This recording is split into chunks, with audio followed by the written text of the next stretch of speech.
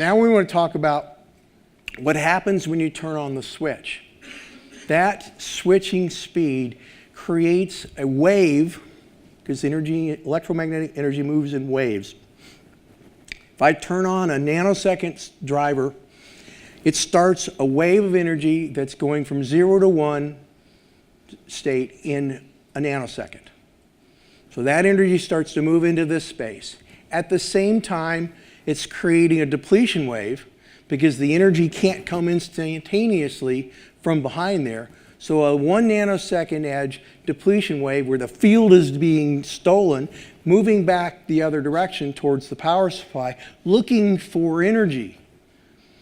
So as this 1 nanometer edge is being presented to the transmission line, what that surface area looks like determines the current density and the displacement current, because if there's any magic, it's there. It's where you actually get field interacting with the molecules as it changes the voltage in that space moving through it. So the faster the rise time of a switch, the greater the current density is going to be. So that's where all EMC happens, is on those wavefronts. So reflection is important because when I drive energy into this transmission line, the behavior is determined by what the load looks like. If the source impedance is lower than the load impedance, you're going to get a reflection at twice the voltage because the field doesn't know that it's open there. So it's going to move as strongly as it can into that space, and then it's going to start piling up at the other end until it reflects back. The driver doesn't know because it still sees that this is a lower voltage here than this on the other side of the switch. If the receiver is a lower impedance, you get a negative reflection because a lot of the energy goes into the load. And that's all about it. If the impedance is the same, the energy moves and doesn't reflect back. So this is kind of what it looks like from a scope perspective. If I send a 5-volt wave down and the distance between the driver and the receiver is greater than 1/2 of the rise time distance, or how far it travels in half a wave cycle, it's going to reflect back. So the 5-volt will come back at 10 volts. Since the impedance is higher at the load than at the receiver, and it goes back to the low impedance, you get a drop in voltage, and this causes another wave to go back the other way because it sees higher voltage over here. It's doing its best to do that.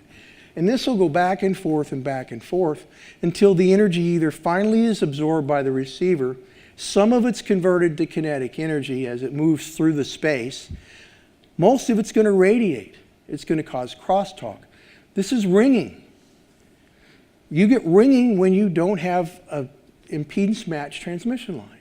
The eyes close.